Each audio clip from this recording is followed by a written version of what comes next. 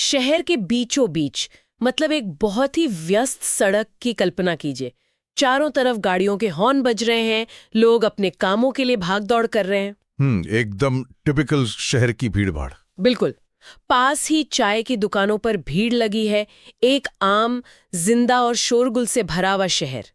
लेकिन अचानक, जैसे ही कोई एक पुरानी बाउंड्री वॉल के पार कदम रखता है, वो सारा शोर एक झटके में गायब हो जाता है। एक ऐसा सन्नाटा जो कानों में चुभने लगता है। हाँ, और हवा का तापमान अचानक इतना गिर जाता है कि पसीने से भी भीगी त्वचा पर सिहरन दौड़ जाए। आज के इस गहन पड़ताल में हम एक ऐसी ही जगह के रहस्यों को खंगाल रहे हैं, जो कि बहुत ही दिलचस्प होने वाला है। बहुत ज्यादा। हम बात कर रहे हैं उत्तर प्रदेश के मेरठ शहर में मौजूद जीपी ब्लॉक की। देखिए, जब भी भारत की सबसे डरावनी या रहस्यमयी जगहों की बात होती है, तो भानगढ़ का किला या कुलधरा गांव का नाम सबसे पहले आता है। सही कहा, लेकिन उन जगहों में और जीपी ब्लॉक में एक बहुत बड़ा अंतर है। भानगढ़ वीरान इलाके में है, लेकिन जीपी ब्लॉक मेरठ के सबसे महंगे और पॉश इलाके सिविल लाइंस के बिल्कुल बीचों बीच खड़ा है। मुझे जो बात सबसे ज्यादा हैरान करती है वो यही है कि एक तरफ शहर की रफ्तार है और ठीक उसी के बगल में एक ऐसी जगह है जहां वक्त और जिंदगी दोनों जैसे थम गए हैं। ये जो विरोधाभास है ना, असल में यही इस जगह को इतना डरावना बनाता है। आज की हमारी इस चर्चा का जो मुख्य मिशन है, वो सिर्फ भूतों की कहानियां सुनाना नहीं है। हमें ये समझना है कि आखिर एक सामान्य सी सरकारी इमारत के इर्द गिर्द खौफ का इतना बड़ा भूगोल कैसे तैयार हो गया। इसके पीछे का इतिहास क्या है, वहां जाने वाले लोगों का मनोविज्ञान कैसे काम करता है, और विज्ञान बनाम पैरानॉर्मल दुनिया का इस पूरे मामले पर क्या नजरिया है। बिल्कुल, क्योंकि जब कोई जगह शहर के इतने पौष इलाके में दशकों तक वीरान पड़ी रहे, तो उसके पीछे सिर्फ कहानियां नहीं होती, कुछ बहुत ही गहरे अनसुलझे सवाल होते हैं जो जवाब मांग रहे होते हैं। तो चलिए इस जगह के भूगोल और इसके ढांचे से ही शुरू करते हैं। जो रिसर्च और लेख इस जगह के बारे में मौजूद हैं, वे बताते हैं कि ये कोई सदियों पुराना पत्थर का टूटता हुआ किला नहीं है। हाँ, ये 19वीं या 20वीं सदी की शुरुआत है की वास्तुकला है।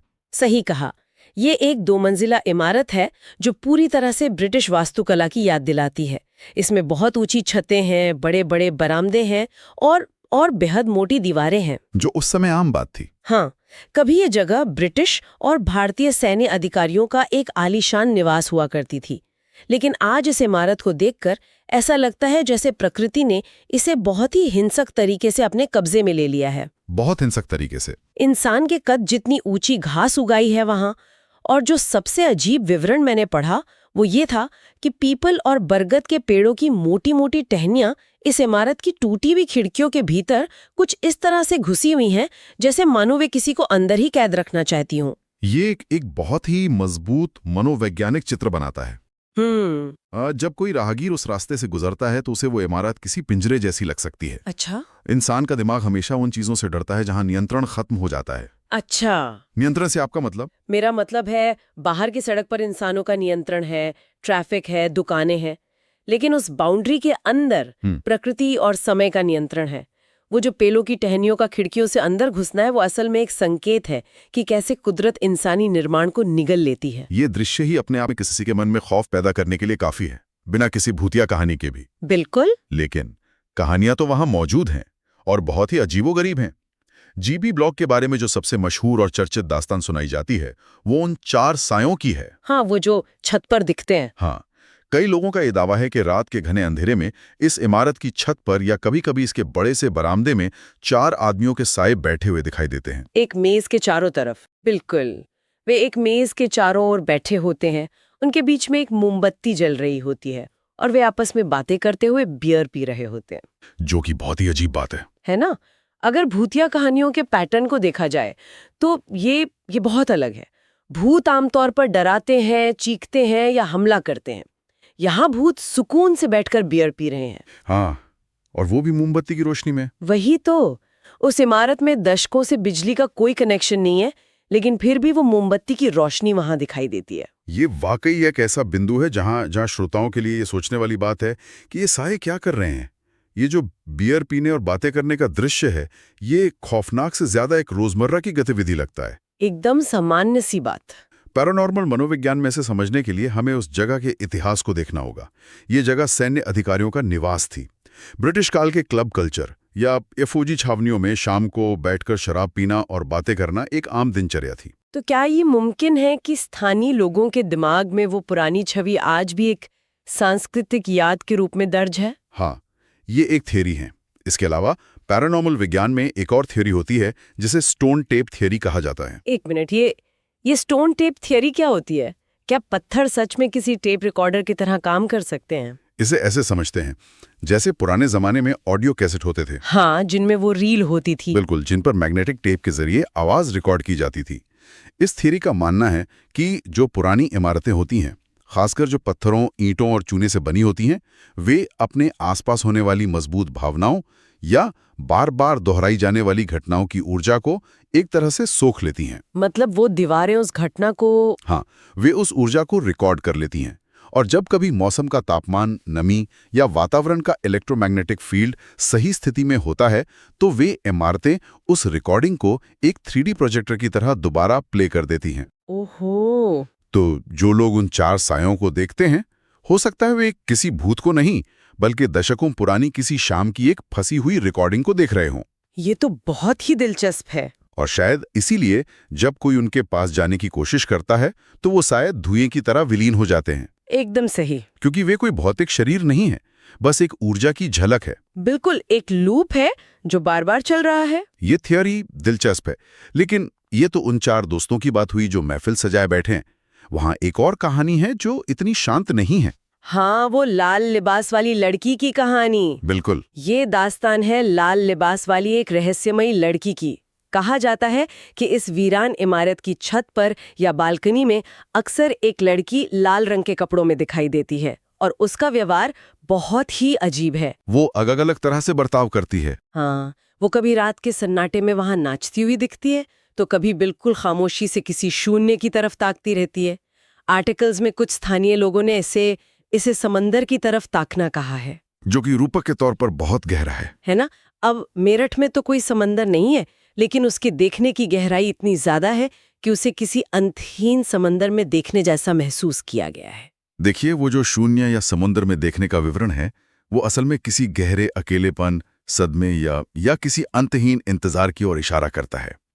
ये उस इमारत के एकांत को एक शक्ल देने जैसा है। और ये सिर्फ एक लोक कथा नहीं है, इस पर एक वास्तविक किस्सा भी बहुत मशहूर है। हाँ, मैंने भी पढ़ा था वो चुनौती वाला किस्सा। हाँ, एक स्थानीय युवक ने अपना अनुभव साझा किया था कि कैसे वो और उसके कुछ दोस्त महज एक चैलेंज के रूप में रात को वहां गए थे। जवान खून था, डरने को तैयार नहीं थे।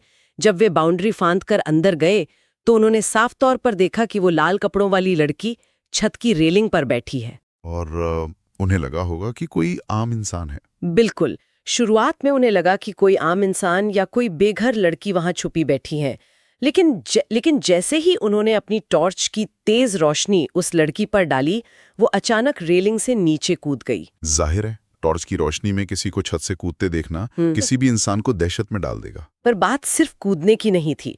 जो चीज सबसे ज्यादा खौफनाक थी वो ये कि जमीन पर गिरने से पहले ही वो हवा में पूरी तरह से गायब हो गई, बिना जमीन को छुए। हाँ, कोई आवाज नहीं, कोई शरीर नहीं, बस रोशनी के बीच में से एक साए का हवा में घुल जाना। बाप रे! इस तरह की घटनाएं ही सुनी सुनाई बातों को एक गहरे मानसिक आघात में बदल देती हैं। मतलब जब कोई व्यक्ति किसी ऐसी चीज को अपनी आंखों के सामने घटते हुए देखता है जो भौतिक विज्ञान के नियमों के एकदम खिलाफ है, जैसे किसी का हवा में गायब हो जाना, तो उसके दिमाग का जो रियलिटी चेक या हकीकत को समझने का पैमाना है वो टूट जाता है। हाँ, वो तो है। ये सिर्फ एक डरावना अनुभव नहीं रह जाता, बल्कि ये देखने वाले के मन में हमेशा के लिए एक मनोवैज्ञानिक खौफ छोड़ देता है।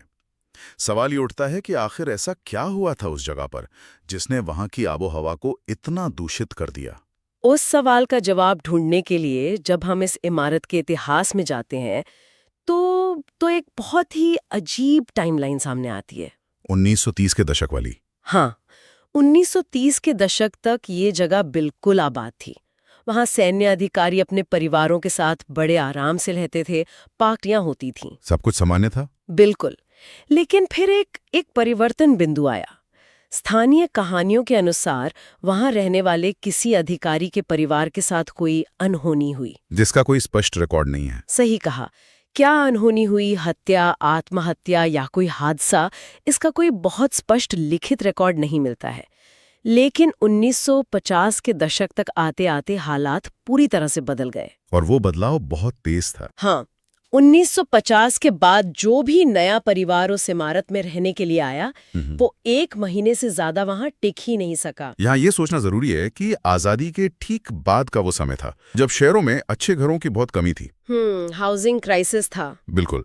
सिविल लाइंस जैसे शानदार इलाके में एक बड़ा सा सरकारी घर किसे नहीं चाहिए होगा।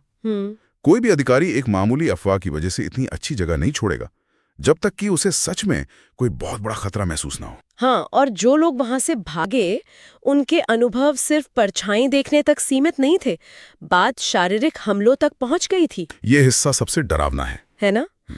निवासियों ने शिकायतें की कि रात में खाली कमरों में किसी के भारी कदमों से चलने की आवाजें आती हैं। रसोई से बर्तनों के जोर जोर से गिरने का शोर आता है, जबकि वहां कोई नहीं होता। और वो गले वाली बात? हाँ, सबसे भयानक शिकायत ये थी कि कई लोगों ने महसूस किया कि सोते वक्त अदृश्य हाथों द्वारा उनका गला दबाया जा रहा है। और शायद यही वो चरम बिंदु था जिसके बाद प्रशासन को हार माननी पड़ी। आमतौर पर सरकारें किसी भी संपत्ति को ऐसी नहीं छोड़ती। बिल्कुल नहीं, वो भी इतनी प्राइम लोकेशन पर। लेकिन जब एक के बाद एक कई परिवारों ने एक जैसी शिकायतें की, तो अंततः प्रशासन ने आधिकारिक तौर पर इस जगह को असुरक्षित घोषित कर दिया।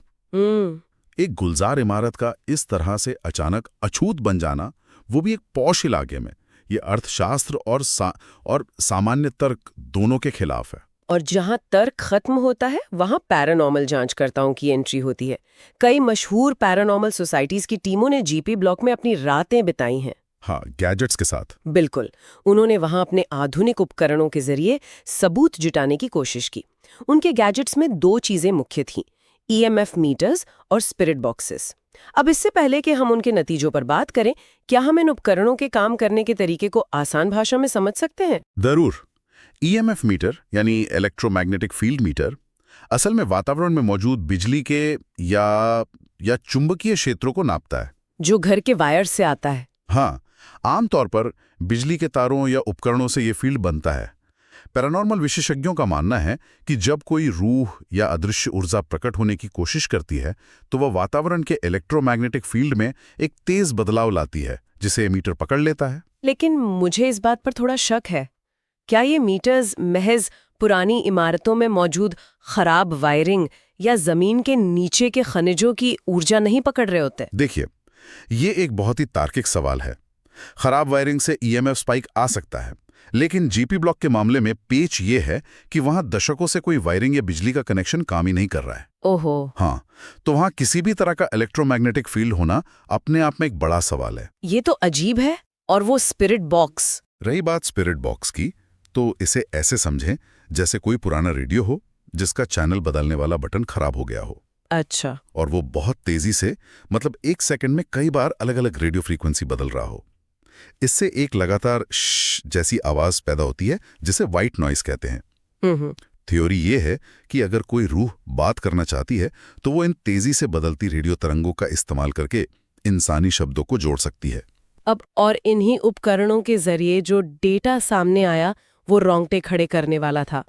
पैरानॉर्मल टीम्स ने वहां EVP यानी इलेक्ट्रॉनिक वॉइस फिनोमेना रिकॉर्ड किए, जो आम कानों को सुनाई नहीं देते। हाँ, ये वे आवाजें होती हैं जो इंसानी कानों को उस वक्त सुनाई नहीं देती, लेकिन रिकॉर्डर की मशीन उन्हें पकड़ लेती है। जीपी ब्लॉक में क्या मिला? जीपी ब्लॉक में जो आवाजें कैद हुई हैं, वे किसी एक भाषा में नहीं थीं, बल्कि हिंदी और अंग्रेजी का एक अजीब सा मिला जुला रूप थीं। वे आवाजें बार बार सिर्फ एक ही बात दोहरा रही थीं, गो बैक, यानी वापस जाओ। ये एक स्पष्ट चेतावनी है। बिल्कुल। इसके अलावा एक और सबसे चौंकाने वाला सबूत जो सामने आया, वो था कोल्ड स्पॉट्स का मिलना। मेरठ की गर्मी में? हाँ, मेरठ में जून के महीने में जब बाहर का तापमान 40 से 45 डिग्री होता है, तब भी उस इमारत के कुछ हिस्से इतने ठंडे दर्ज किए गए कि वहां जाने वालों की सांसों से धुआं निकलने लगा। ये कोल्ड स्पॉट वाली बात पैरानॉर्मल थ्योरी में बहुत फिट बैठती है। वो कैसे? ऐसा माना जाता है कि जब कोई रूहानी ताकत खुद को भौतिक रूप में प्रकट करने की कोशिश करती है, तो उसे बहुत ज्यादा ऊर्जा की जरूरत होती है। वो ये ऊर्जा आसपास के वातावरण की गर्मी से सोख लेती है, जिससे अचानक उस छोटी सी जगह का तापमान 0 के करीब पहुंच जाता है। ये तो हो गया पैरानॉर्मल नजरिया। लेकिन विज्ञान इन सब चीजों को कैसे देखता है? क्या मनोविज्ञान के पास इन परछाइयों और आवाजों का कोई ठोस जवाब है? विज्ञान और मनोविज्ञान के पास इसका एक बहुत ही मजबूत जवाब है, जिसे पैराडोलिया कहा जाता है। पैराडोलिया? हाँ, इसे थोड़ा आसान भाषा में समझते हैं। हमारा इंसानी दिमाग इस तरह से डिजाइन किया गया है कि वो बेतरतीब या रैंडम चीजों में भी कोई पैटर्न या चेहरा ढूंढने की कोशिश करता है। जैसे बादलों में किसी जानवर की शक्ल देखना। बिल्कुल सही उदाहरण। अब जरा सोचिए, एक इंसान आधी रात को जीपी ब्लॉक में खड़ा है। वो पहले से ही डरा हुआ है। उसके दिमाग में बियर पीने वाले सायों और लाल कपड़े वाली लड़की की कहानियां भरी हुई हैं। ऐसे में उसका दिमाग सर्वाइवल मोड या बचाव की स्थिति में आ जाता है। तब अगर अंधेरे में कोई पुरानी पॉलिथीन उड़ रही हो या हवा से पेड़ की कोई टहनी हिले, तो वो डरा हुआ दिमाग तुरंत उसे एक इंसानी शक्ल या भूत में तब्दील कर देता है। इंसान का डर ही उसके लिए भ्रम पैदा करता है। विज्ञान का ये तर्क पैराडोलिया अपनी जगह बहुत सही और तार्किक लगता है, लेकिन यहाँ एक और नजरिया भी है जो मेरठ के स्थानीय लोग देते हैं, और उनका पलटवार इस वैज्ञानिक तर्क पर बहुत भारी पड़ता है। वो क्या कहते हैं? उनका सीधा सा सवाल है, ठीक है, मान लिया कि हमारा दिमाग अंधेरे में परछाइयों को भूत बना देता है, लेकिन क्या हमारा दिमाग जून की गर्मी में तापमान को इतना गिरा सकता है कि सांसों से धुआं निकले? ये एक बहुत ही वैलिड पॉइंट है। हाँ, और क्या पैराडोलिया की वजह से एक पूरी की पूरी सरकारी इमारत को असुरक्षित घोषित करके खाली छोड़ा जा सकता है? अगर ये सब महज एक वहम है, तो आज तक किसी भी बिल्डर या सरकार ने सिविल लाइंस जैसी बेशकीमती जगह पर इस खौफनाक ढांचे को तोड़वाकर वहां कोई नई और आधुनिक इमारत क्यों नहीं बनाई? करोड़ों की जमीन को एक भ्रम की वजह से यूं ही क्यों सड़ने दिया जा रहा है? सही बात है। स्थानीय लोग आज भी, रात तो दूर, दिन के उजाले में भी उस रास्ते से गुजरने से क्यों कतराते हैं? यही वो बिंदु है जहां विज्ञान की सीमाएं खत्म होने लगती हैं और लोक कथाओं का असर शुरू होता है। कोई भी सरकारी दस्तावेज ये नहीं मानेगा कि वहां भूत हैं, लेकिन कोई भी अधिकारी वहां रात बिताने को तैयार भी नहीं होगा। ये एक ऐसा मनोवैज्ञानिक और सामाजिक डर है जो पीढ़ियों से उस शहर की हवा में एकदम घुल चुका है।